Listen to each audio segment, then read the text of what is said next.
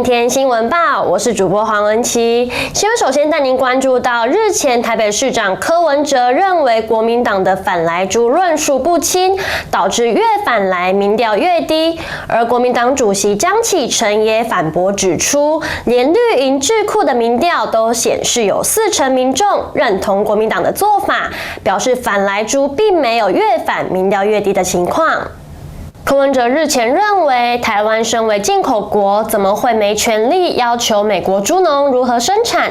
表示如果要进口，它的底线是最起码要知道饲料含莱克多巴胺的浓度是多少，规范停药超过多少才能屠宰，这就是源头管理，并且将上述3种态度的猪肉分别给予货号，这样扫 QR code 就能透过食材平台知道来源，让老百姓有自由选择的权利，并表示你们的论述要科学才有办法说服民众。而江启臣指出，自从8月28日蔡英文总统宣布开放莱猪后，国民党是第一个站出来反对，并呼吁应该交由人民决定，也因此今天才有第2阶段的公投联署。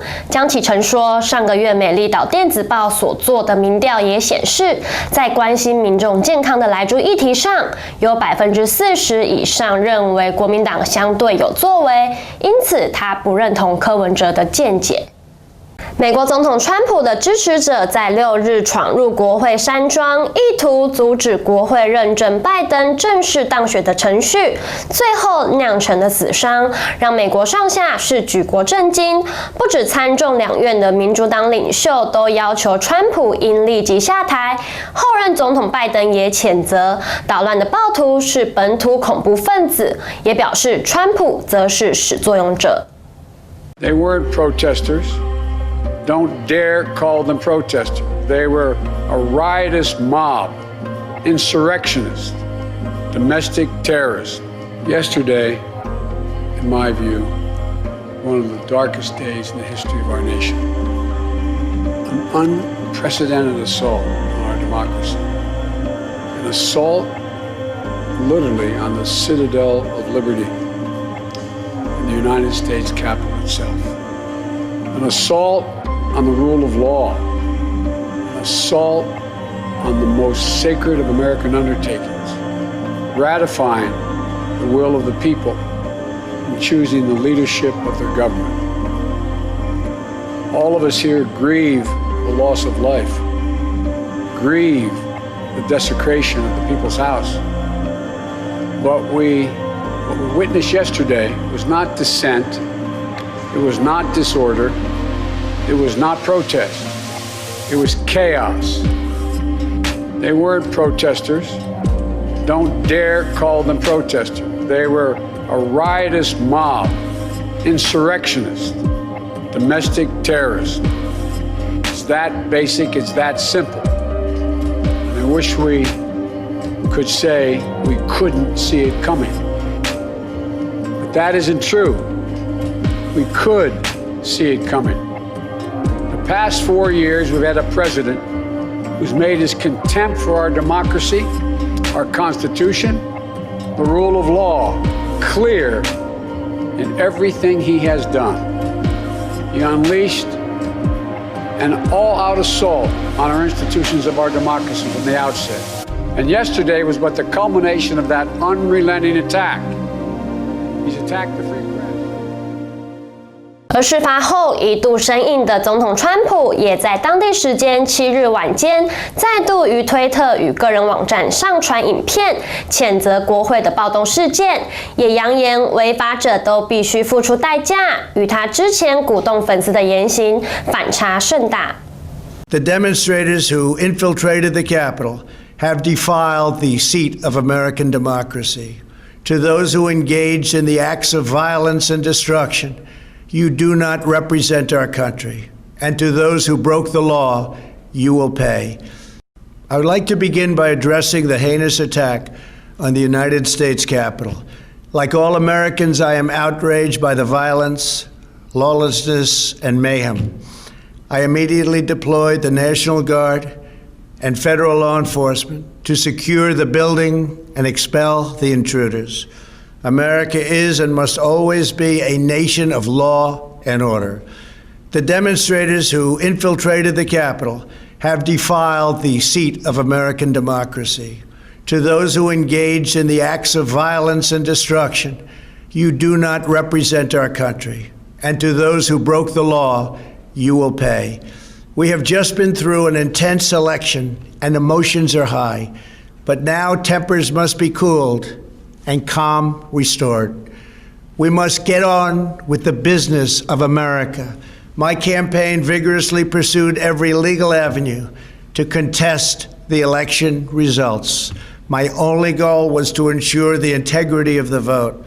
In so doing, I was fighting to defend American democracy. I continue to strongly believe that we must reform our election laws to verify the identity and eligibility of all voters and to ensure faith and confidence in all future elections. Now Congress has certified the results. A new administration will be inaugurated on January 20th. My focus now turns to ensuring a smooth, orderly, and seamless transition of power. This moment calls for healing and reconciliation. 2020 has been a challenging time for our people. A menacing pandemic has upended the lives of our citizens, isolated millions in their homes, damaged our economy, and claimed countless lives. Defeating this pandemic and rebuilding the greatest economy on earth will require all of us working together. It will require a renewed emphasis on the civic values of patriotism, faith, charity, community, and family.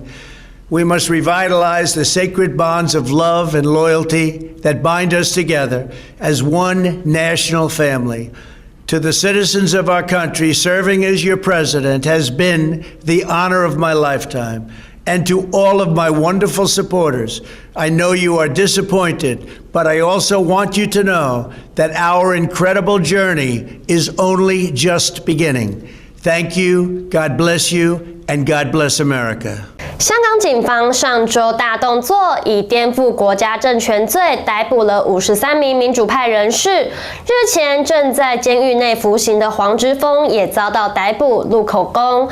对于香港局势进一步恶化，陆委会谴责中国大陆当局对香港民主的打压，将其从东方明珠变成东方炼狱，也表示台湾方面将会持续与国际社会合作，为港人提供必要的人道援助。关于香港昨天的这个大抓捕，那么国际社会跟台湾这个同步关切。我们对于昨天港方分路突击、大肆拘捕香港民主人士，我方跟国际社会同感震惊，并谴责任何压迫民主人权的恶霸行径。港版国安法动辄以颠覆国家政权罪名打击民主人士，不仅凸显香港基本法对港人权益的保障形同具文，其恶行恶状更使香港由东方明珠变成触目惊心的东方炼狱。如果香港的民主自由持续沦丧，并影响其国际金融中心的地位，我想这个对中国大陆半点好处都没有，而且也坐实了中共背信毁诺的本质。相关方面应审慎收敛，否则终遭致死恶果。我方也会持续的和国际社会持续支持香港的民主自由。您刚刚有提到，香港的情形持续恶化。政府坚定支持香港人民争取自由、民主、人权、法治，是一贯而坚定。除了将依据人道原则及既有的法规规范，透过公私协力方式，提供香港人民必要的人道协助外，也会持续精进现有的法规及制度，透过制度化的机制及力量，给予香港人最实际的支持与帮助。政府也会持续密注港版国安法实施的状况，港澳最新的情势发展，中共与港府的作为，昨天有关的网传我们驻港的办事处官员在香港遭拘捕，我们要特别澄清，这不是事实。我们的驻港办事处仍然运作如常，持续为台港民众提供服务。谢谢。回到国内，立法院副院长蔡其昌日前到了中华职棒联盟和现任会长吴志阳会谈，双方在不公开的情况下交谈了近1小时，彼此交换意见，包括第6队与国家队组训等话题。而蔡其昌表示，棒球是台湾超越蓝绿的话题，也坦言两人过去在立法院碰面也很少聊政治，而是常常会聊一些棒球的大小事。加油哈！因为我知道这个位置很难当啊哈，所以这个是我跟志阳兄共同可以超越蓝绿的话题啊，所以我们在立法院很少聊政治，都在聊这个棒球。那我今天来，一方面请益，二方面来谢谢他哦。我相信，特别是在职棒第5队的成立。在防疫期间，我们的台湾的棒球运动可以受到全世界的肯定，甚至一度我们觉得好像我们也要这个全世界转播一样哦，大家要用各种语言来播这个你唯一想可以看棒球就是台湾的棒球。我想这个都是吴会长跟我们联盟所有的同仁大家一起努力的成果。那当然整个防疫的团队也做了很大的贡献，所以我二方面来这个肯定我们吴会长这段时间这么样的努力。对于这个我们头条是这个会长，那你已经做好决定要接下这个重责大任了？这个我也是今天刚刚就今天下午才知道这个讯息啊。那这个。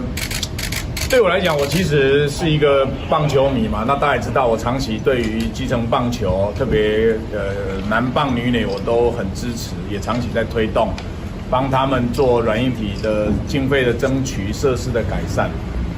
那职棒的会长跟这个角色不大一样啊，哈，因为职棒会长，我认为，这是一个荣誉啦，而且责任重大。因为职棒的会长，他要协调5个球团，还要办好比赛，照顾球员，还要服务广大的球迷。那对我来讲，以前联盟对我来讲就是我去买票而已嘛，或者是跟他们沟通一些事情，所以我也没有做好其他准备。所以我谢谢这个5个球团对我的这个肯定啦，我很感谢他们。我想他们有说要来正式来拜会我嘛，那我想说等到他们来了，我听听到底他们有什么期待，那我能够做什么事情？我觉得对我来讲，我政治工作做那么久，对我来讲，所有的位置都是来做事、来解决问题的。那到底这个会长要我来当，那希望我来帮忙协助解决什么问题，或者对我有什么期许？我想。等他们来了，跟我见了面，详细了解，因为这里面很多领队我都还不认识的，所以我等他们来之后听听他们的想法，我再来做一个正式的回应好了啦。我觉得这个时候讲太多话，其实我都觉得并不是恰当，因为还没跟他们见过面嘛，所以我必须要跟他们见完面之后，我再来回应，我再来正式回应。会长预计什么时候会跟5个球团见面？他们应该约下礼拜，他们希望快一点，所以，应该今天礼拜5了嘛，然后过完6日，应该我想礼拜1、礼拜2应该就会跟我见面了。那您决定接不接的关键会是在哪里？我觉得这个就5个球团，因为这是5个球团的决定嘛，因为本来就他们决定谁就谁。那我很谢谢他们对我的肯定跟支持。但我讲过，这个其实责任重大大家如果对棒球了解的话，球员对联盟有很多的指正。那球迷呢如果当过球迷的人就知道这个动不动这个动不动联盟就会被球迷干掉那5个球团，大家知道比赛要好看，都需要5个球团来一起配合，所以也要协调5个球团啊。所以我觉得这个位置不容易做，不容易做。那所以我的逻辑就是听完到底这个事情是我斗者嘛哈。我当然很愿意为棒球来服务啦哈。我的想法应该不需要再多说罪，就不当会长，我也是很努力在为棒球努力嘛。那当会长角色又不一样了，责任更重大，所以我先听看看他们那么推举他们期待我做哪些事情。我觉得位置就是要来解决问题的嘛。到底现在职棒运动或者是我们的棒球运动有什么我还可以由我来担，可以解决什么问题？我觉得这个才是问题的核心啊。所以我还是觉得应该等这5位领队来跟我见面，或者他们的代表来跟我见面之后，我再来做一个正式的说法会比较好一点。这个时间点有一点赶，因为会议的内容我也不知道，我只知道结论，这个还是等一下好了。我国华裔球星林书豪去年在结束 CBA 球季后，决定不和北京首钢续约，而是继续追寻自己 NBA 的梦想。他这个冬天前往多队测试，还曾加入 G 联盟寻求机会，但依旧是乏人问津。根据外媒报道，林书豪日前已顺利签约圣塔克鲁兹勇士队，而他也在 IG 上发文勉励自己继续追梦。由于澄清性的问题，林书豪之前错失加入圣塔克鲁兹勇士队的机会。前几天曾有大陆记者爆料，他有意回到首钢打球，不过对方当时已经签下第3位洋将麦克雷，因此还在考虑。结果不久前就有外媒报道，林书豪竟然已经和圣塔克鲁兹勇士签约，让外界是有些错愕。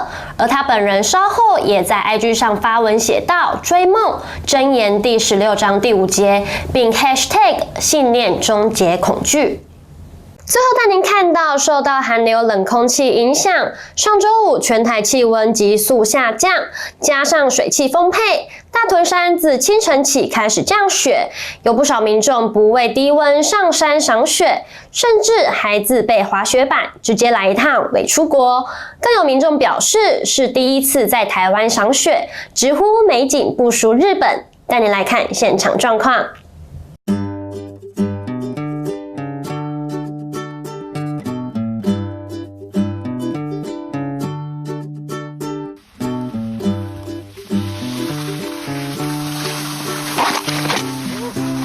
记者目前在大屯山的二子坪停车场，透过画面可以看到，目前这边仍持续的降雪当中。目前这边路面积雪大约有10公分左右，然后有不少民众冒着低温上山赏雪。而气象局说，若湿度与温度可以配合的话，预估在今日中午以前呢，北部1000到2000公尺的高山，以及中南部3000公尺以上的高山，降雪几率都很高。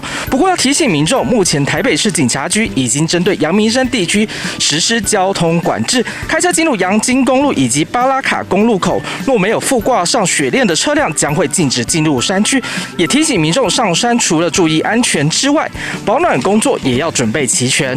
大哥，今年过一个80岁，80岁，哎。还是非常的勇猛，还好了，还好。那今天看到这样的雪景，你感觉怎么样？很不错啊，很漂亮，很漂亮，很好。我拍了很多张了，看起来很漂亮。跟谁分享吗？今天的照片啊？照片要跟谁分享？跟家人带回去给他们看啊，然后这些都是我们的山友啊，是特别来看雪吗？对呀，是。感觉你今天很多装备，可以介绍一下今天带了什么装备吗？我们哦，没有啊，也是手套啊、口罩啊、帽子，还有衣服全部带。啊，今天穿了几件衣服啊？穿了哦，很厚了，就是2、3件而已，3件。之前有看过雪吗？有，上次下雪的时候有来。也是来大屯山这边。对。那今天又看到雪，感觉怎么样？很兴奋，很高兴。